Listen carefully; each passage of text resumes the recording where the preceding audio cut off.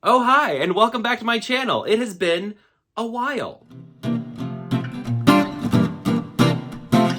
My name is Jason, or as much of the internet knows me as Easy Cat, and I have been off of Booktube now for maybe almost a full year, but I'm very excited to be back. I'm also a little nervous to be back. I stopped making long-form videos about a year ago for many different personal reasons, a lot of which just included that it took a lot of time, and it was time that I just did not have. And I don't really have that time now, but I've missed making these videos, and I've missed talking about books in a little bit longer format. And a lot of people have asked me all year when I'm going to start making YouTube videos again. So now, the time is now. It's happening right now! Today I'm going to be showing you every single thing I read in October, and I'm really excited to do so. I might be a little rusty at this, so please be kind. Also, I'm hoping to make more content. So in the past, the only 2 YouTube videos I'd make every month would involve my book club, which is also coming back in November, and my monthly wrap-up. And I'd like to make a lot more YouTube videos. I'd like to make YouTube part of my normal content rotation. So if there is a type of long-form video, if you have suggestions for types of videos I should be making or that you'd like to see on this channel, please let me know them, because I need all the help I can get. And of course, all the usual things that YouTubers talk about. Make sure to like and subscribe and all the other buttons you can click on to make sure that things happen. I don't really know. With all of that out of the way, let's jump into every single thing that I read in October. I am also going to be covering manga. So if you've been a long-time watcher of Easy Cat Booktube videos, you know that I usually left manga out of my videos. No more. We're covering everything, baby. We're going into all of it. We're going to talk about every single thing I read in October. The good, the bad, and the manga. All right, first up, we have Stormrunner by J.C. Cervantes. Now, I actually read this because I was doing a promotion about this book and the new book it's like a spin-off book that just came out as well. And I am a big believer that if I'm going to be promoting something, I need to at least read some of it so I know what I'm promoting and so that I feel comfortable promoting it, right? So I did read the first book of the Stormrunner, and I really liked it. I have not read a ton of Rick Riordan Presents books. I haven't even read a ton of Rick Riordan, to be honest with you. I'm hoping to kind of get caught up on all of his works over the next 6 months to a year, which I think will be really exciting, and I'll probably do read-alongs and things. But I like this a lot. It had to do with Mayan gods, and I really liked that the main character, there was some disability rep in it, which was really, really well done. I just think it just was a really fun story, and because I am not super familiar with Mayan gods or Mayan lore, there was a lot of new things here and a lot of newness to explore, and it also had some really fun tongue-in-cheek humor, and it was epic as well as fun. And I think if you like stuff like Percy Jackson, right, if you enjoy those kind of books, you're gonna like it, because it has that very Rick Riordan flair. I've noticed now that I've read a couple Rick Riordan Presents, I noticed that he picks authors and books that kind of sound like him a little bit. They could definitely take place in the same universe, and I think that's really cool, because it all kind of ties, it makes it all kind of tie together, which, we all love it. We all love a crossover. We love a big, crazy, epic universe of things, and I don't know, I really like this. I'm excited to read the other books in the series. I have them, so I got the 2 that come after this, and then the new one that is the spin-off from this series, but I liked all the characters. I liked the story. I thought it was really fun. I'm not going to go through what I rated all of these books because, quite frankly, I can't remember. But I think I gave this a 4 out of 5. I enjoyed it a lot more than I actually expected I was going to, which is always a nice surprise. All right, we have our first manga. So I read the second volume of Run on Your New Legs, which is a manga that is all about a young man who basically has lost his leg. He used to play, I think it was soccer, and now he's learning basically to run on a prosthetic limb. What I think is really cool about this series is that, if you've read manga that are sports manga, they go really in depth on the sport and how it's played and things like that. And so he's learning track and field, but we're really going in depth on prosthetics and how prosthetic limbs work. It's also going into how athletes are judged based on the type of prosthetic that they're using. And it's just very informative, but I also just really like the main character, and I really kind of like what he's going through. And it has all the best things that you love about sports manga, like Haikyuu and things like that. But it also has this other aspect that I think is just really interesting. I mean, I love reading a manga when I walk away from it feeling like I've learned something, and I always feel that way when I walk away from this book. I felt that way the first one, and I felt it with the second one. I can't wait till volume 3. Highly recommend. The series is really early on. There's only 2 volumes out so far. I think volume 3 is coming very soon if it's not already out. But really liking this series so far, so highly recommend. All right, next up we have one that's getting a lot of buzz right now because there's a Netflix movie that just came out, which is The School for Good and Evil. If you saw my TikTok or Instagram reel review of this, I had very mixed feelings. I like the world. I like the concept a lot. I like the world building.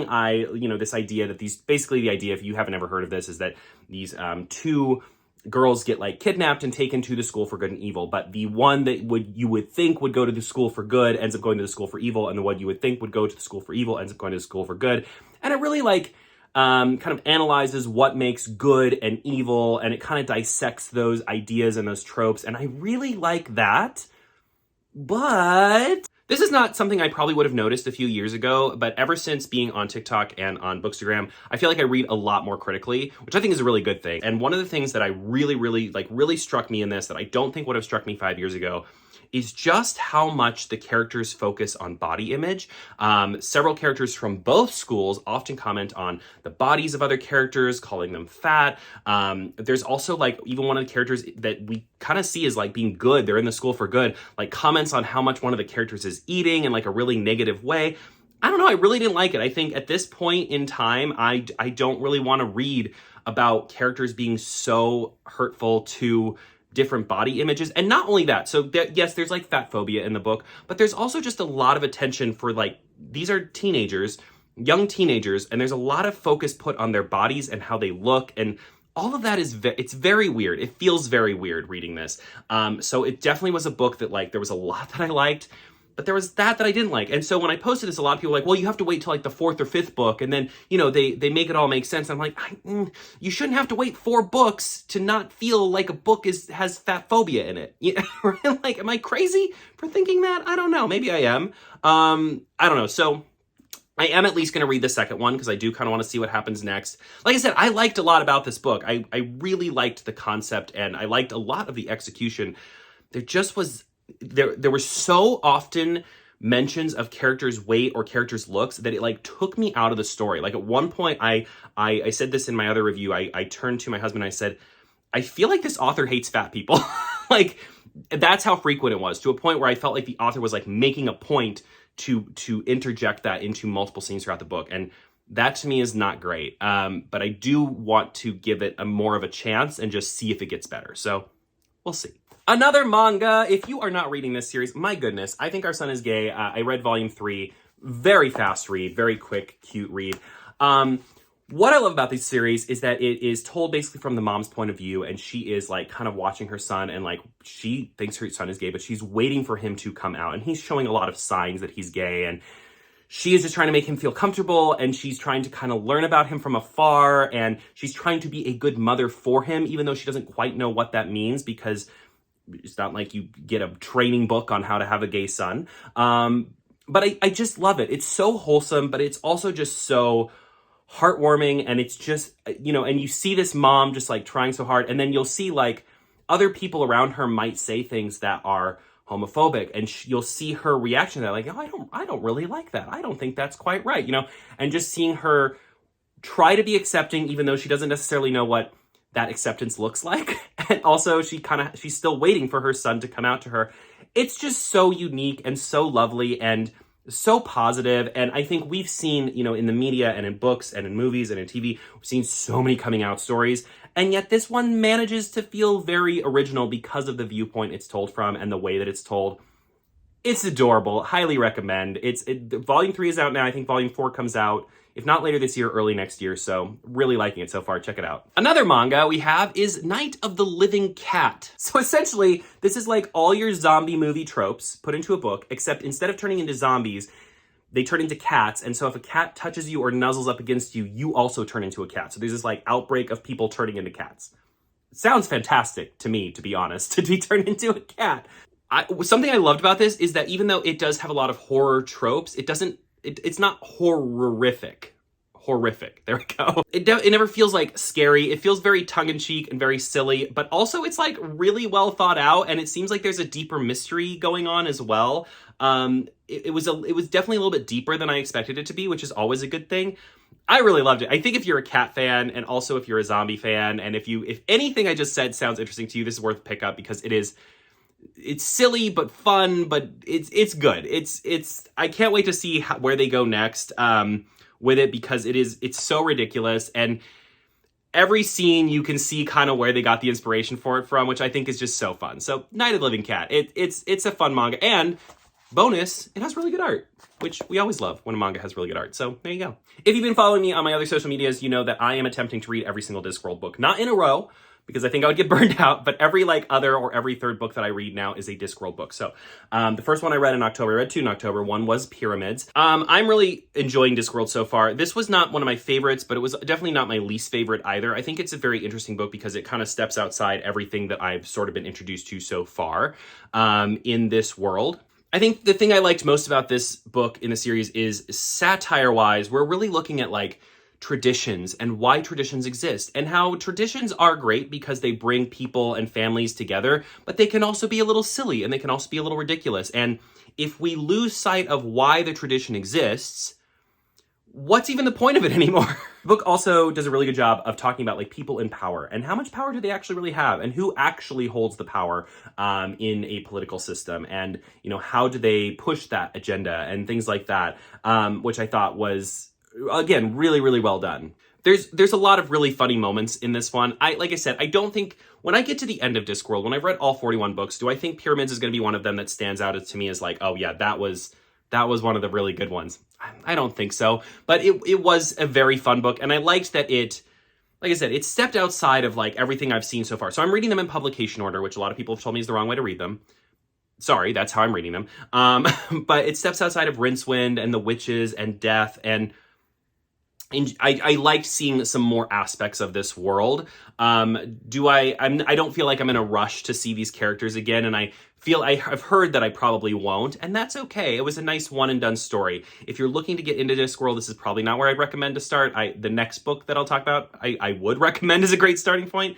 But it was fun nonetheless, and I'm glad I read it, and it had some really good points to make about, like I said, like traditions and political systems, and I thought that made it worth reading. Next up is easily one of my favorite books that I read this month, which was The Very Secret Society of Irregular Witches. So this takes place modern day. It's about kind of this world where like witches aren't really allowed to be together because if too much magic gets together, it can cause problems. And so the main character, Mika, she gets this call to basically come to this house and take care of 3 young witchlings who are displaying magic, and this family needs her help to basically like get them in line before this like audit on the house, and then they're afraid the kids are gonna like reveal themselves, you know, yada yada. So she goes to this house and she's helping these kids kind of learn their powers. This book is like Mary Poppins meets House on the Cerulean Sea. I actually liked it more than House on the Cerulean Sea, if I'm being completely honest.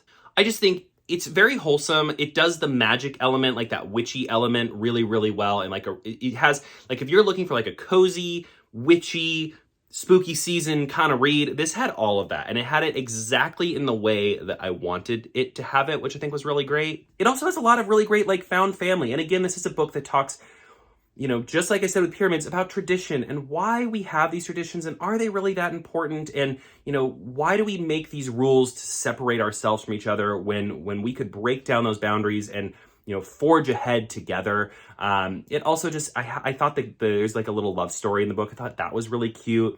It's a very low stakes book. It's a very comfy, cozy read. It is not a stressful read. I didn't find it to be a stressful read. I just thought it was really lovely. It's one of my favorite books that I read over the past couple of months. It's probably going to end up being one of my favorite books that I read this year. It was just such a nice, delightful, it was like a warm cup of tea or like curling up with a blanket while the leaves fall. Like it had all of those feels. I really liked this book. And if I can convince you to read just one of the books that I read this month, this would probably be the one. Well, with one exception, there's one other that I'll mention that I really loved, but I just really enjoyed this book, and I highly recommend it. We have another manga. This one's ridiculous. So this is Rooster Fighter. It is about a rooster who like fights. It's kind of like One Punch Man if One Punch Man was a rooster. That's what this is like. I don't think I'm going to continue reading this. It had an interesting cliffhanger that made me want to know more. It's a little too over the top and silly. I actually don't love, I think I've talked about this before, I don't love manga comedies. Sometimes they're just a little too much, and I would prefer a little bit more serious story. And this is like over the top and ridiculous. I think lots of people are going to love this, by the way. I think if you like stuff like One Punch Man, or even Mob Psycho 100, I think you will enjoy this. It's ridiculous, and it's funny, and it's silly, and it's chaotic, and I just don't know that I need more of it. You know what I mean? Like, I read it, I'm glad I read it, I thought it was cute, I thought it was fun, but I think I'm good.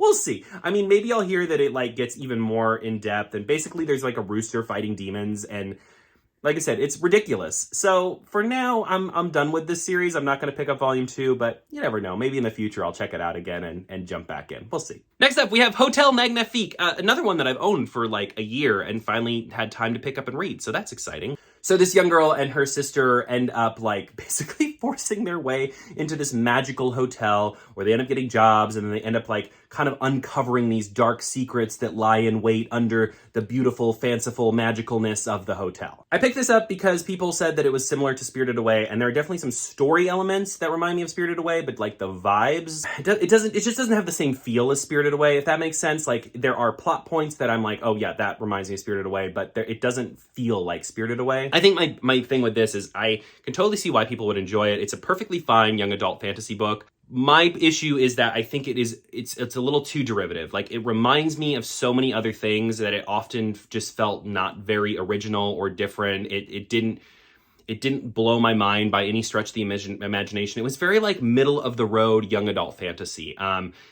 There just was nothing stand out about it. There was no moment where I was like, oh, wow, like this is what makes this unique, right? Like there isn't. It feels like a lot of other things.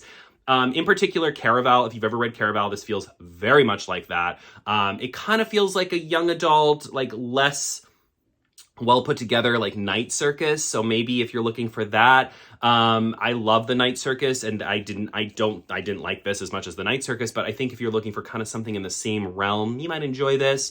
More than anything, I just wanted more, and I feel like I love young adult fantasy. I love all, I love middle, you guys have watched, I read middle grade, I read young adult, I read all of it. Like I love all of it. And just nothing about this managed to like stand out and captivate me. And also the main character kind of drove me crazy. Like she was always doing things like that she shouldn't be doing in a quiet, stealthy way. And then she always got caught. And then she just like kind of repeat that process over and over and over again to a point where I was like, oh my God, please. I also will say the book has 2 pretty major twists. One I saw coming from like a mile away, and the other I didn't see coming from a mile away. So I think that's good. It did manage to surprise me a little bit. But the first twist, I was like, yeah, we got it. Like, I think this book is maybe like 100 pages too long. Like, it's a lot of overwriting for a story that just isn't that complicated. But I don't know. Like I said, if you like Caraval, so again, I didn't like Caraval very much because I felt very similarly to how I feel about this book. But if you did like Caraval, I think you'll actually really like Hotel Magnifique. So if you loved Caraval and you like that series, keep this on your radar because I think you might like it. Next up, we have The Witches of Moonshyne Manor. This is one of the weirder books that I read this month. I'm still processing. So this is about a bunch of like older witches who live in a house, and the house is basically being threatened to be demolished by the town. And so I think it was the mayor's daughter, who is like a young, like eager TikToker, shows up to try and help them. And then she kind of gets involved in the witchiness, and it's a weird book. It's weird because I don't know who I'd recommend it to. I should preface, I enjoyed the book. It kind of has like Golden Girls vibes, but it is much more over the top in the like adult content side of things, which I didn't mind, but I think it was very interesting to see these characters. Like there's one character that she like has she's kind of like the Blanche. She has like a different man over every night. And it dives into that in really kind of crazy ways out of nowhere sometimes. Like you'll just be reading along and then, whoa, all of a sudden they're like adult content. And so that was really interesting. I also think sometimes, so it really is talking about this difference between like, people who are older as opposed to like younger people like the girl on TikTok. And it's talking about things like woke culture, which I hate that term, but it's kind of like talking about that and like kind of analyzing that. And sometimes it just feels a little forced, if you catch my drift. Overall, I really liked The Witches of Moonshyne Manor, but like I said, it's just a very bizarre book. I don't think everyone's going to like it. I think it's going to be divisive. I think it's going to get mixed reviews. I liked the characters, but I think there were too many of them. Like there are a lot of characters, and it's kind of gets hard to keep them. It was about halfway through the book where I felt like I could really like divide them up. But for the first half of the book, I was like, who is who? What do they do? What? There's a lot of characters, especially like the older witches. There's a lot of them, and you're kind of seeing things from a lot of their different perspectives.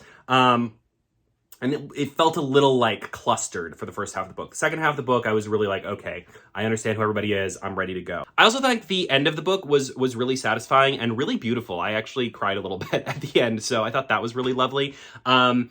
But yeah, let me know what you guys thought of this book. I think it's very unique. It doesn't feel like a lot of other things I've read, and I liked it a lot for that. And I also like that at the end of every chapter, or almost every chapter, there's like a witchy recipe, which I thought was really fun. So very unique book, very interesting book. I'm curious to hear if anyone else has read it and what you guys thought. We'll make this one quick.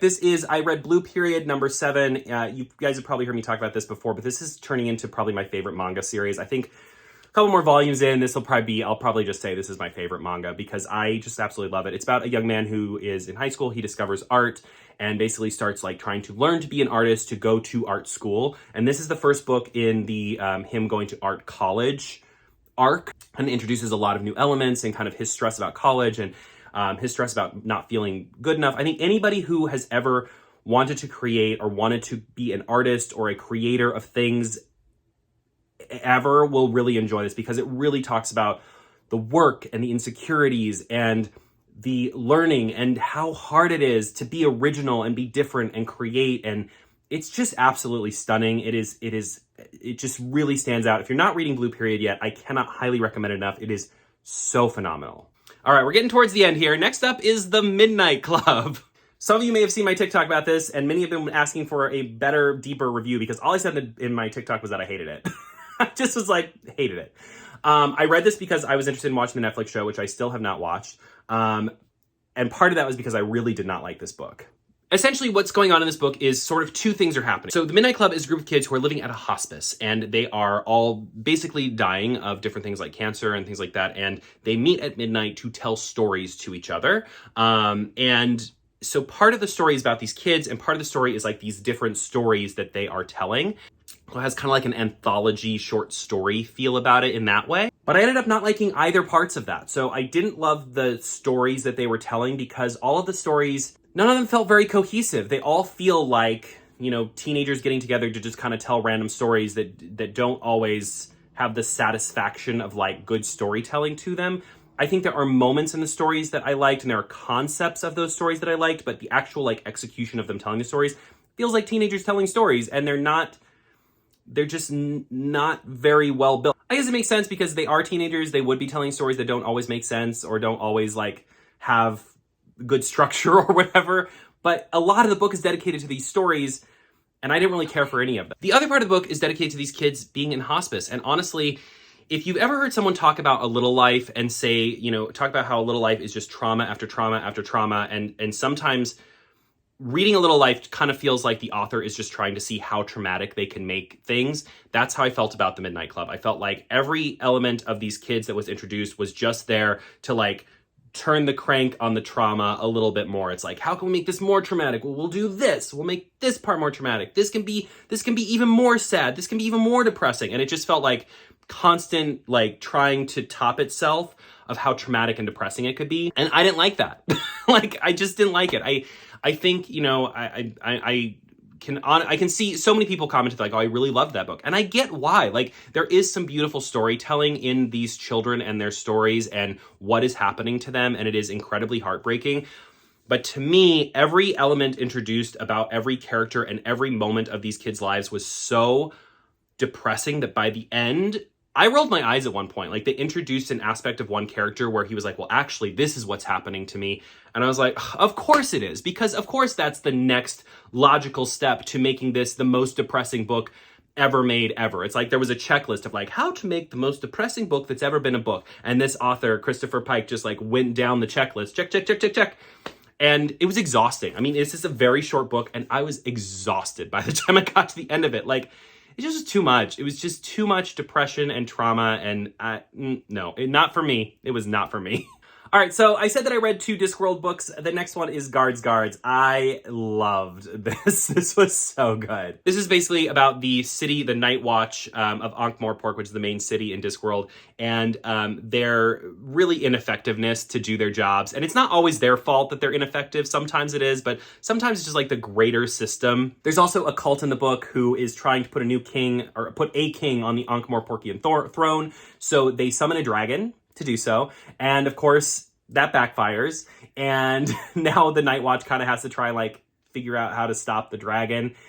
It's very funny. Many of the Discworld books are very funny, but it's also like just a great satire on, you know, justice systems, political systems, the ineffectiveness of like a police force. There's just so much good satire and there's so much good here. And honestly, it's crazy to me that this was written in the 80s because there's so much about it that feels so relevant to today. It's really crazy. There's one element in particular involving the dragon that I was like, oh my God, it's like I'm living right now in this moment, and I see it, I get it. These books are just very ahead of their time, or they're very timeless. I guess that's a better way to say it. They're very timeless. Love the characters. There's a character in this book named Carrot, who is a human who was raised by dwarves. So he thinks he's a dwarf, but he's very tall, and he gets sent to the city and becomes part of the Night Watch. And he is someone who is like by the book. So he reads the book of laws and he follows it to a T. And that like drives everybody crazy that someone would actually follow all the laws. And I just adored his character. The Captain of the Night Watch, Captain Vimes, also really hilarious, kind of watching his story and his arc, and was really great. Everything about this. So if you are looking to get into Discworld and you want to try giving one of the books a try and kind of get the essence of what it is, I think Guards would be a great place, because these books are self-contained for the most part. There's only 2 of them that kind of need to be read back to back. But this one you could read by itself and kind of see if Discworld is for you, because you're going to get a little bit of everything that makes Discworld so special in this book. Absolutely loved it. And last but not least, just last night, I finished Spells for Lost Things. This was not at all what I thought it was going to be. I thought this was going to be more like witchy and like spooky season, and it does have some witchiness to it, but it is much more a young adult contemporary, young adult contemporary romance. And it deals with, you know, a boy and a girl, and a lot of the book is about family and family dynamics and home and what home looks like to people. So the young man, he has been put through a lot of like the foster system because his mom is an addict, and the young girl, her parents went through divorce, and her mom is very closed off, and they've kind of lost everything they had of their relationship. And both of these kids end up through different circumstances in Salem, and meet each other. And the interesting thing about this book is I didn't really care about them as a couple. Not to say like that is a bad thing. I don't mean like, I just didn't care, but the 2 characters and their stories were so interesting to me and so well done that if they had never even met, I would have been okay with that. Because I cared much more about them as people and what they were going through and their personal stories than I cared about them as like 2 people being together. Does that make sense? I just thought the stories of how they were like kind of finding their version of home were really beautiful and really well done. And I do wish the book had had a little bit more of like the witchiness and the magic to it. It only has a very, very little bit, but I also don't know that I would change anything about the book, because I thought it was just like, it was like really sweet and innocent and pretty and beautiful. And I really liked it a lot. This is the first book I've ever read by Jenna Evans Welch. I know she's a pretty popular author in the YA space, but I've never read anything by her before. And this was a great place to start. I really, really, really enjoyed this. And it was just like such a nice... It was so nice. It was nice and cozy, and sometimes I forget how much I love young adult contemporary. And this book kind of reminded me. It was like a good reminder that this is a genre of book that I really enjoy, and this is one that was done really well. So highly recommend. It was really good. Whew. And that is everything I read in October. Thank you so much for watching this video, especially if you watched till the end. Ooh, that is a lot. But I hope you enjoyed it. Let me know if you read any of these books, and if you enjoyed them. If you had a different opinion than me on them, let me know. I'm curious. I'm always open to hearing your thoughts, because I'm just one person. I'm always curious to hear what you guys think of the stuff that I'm reading, and vice versa. So, like I said at the start, make sure to like and subscribe. There's going to be a lot more YouTube content coming to you. This is not like just one YouTube video and then I'm gone for a long time again. I'm looking to make YouTube a regular part of my content that I upload every week and month. Please, if you have any ideas or things that you'd like to see me post about, or that you'd like to see a longer video on, do not hesitate to let me know. I'm very open to a lot of that right now, because I'm kind of looking for ways to make longer content. You guys know that I'm used to making very short content. So any ideas you have for making this longer content, I am all ears. Please let me know. Thank you so much for watching. I hope you have an awesome November. If you haven't already heard, I am starting my new Easy Cats book club on Fable. You can actually find it on the Fable app, or I will put a link in the description and you can go to that too. We're going to be reading Other Birds. I'm very excited. We're starting on November 1st, which I think will be tomorrow from the day that I post this, or in 2 days. I don't know. We'll see. We're starting on November 1st, and I hope to see you there for that. And in the meantime, as always, happy reading.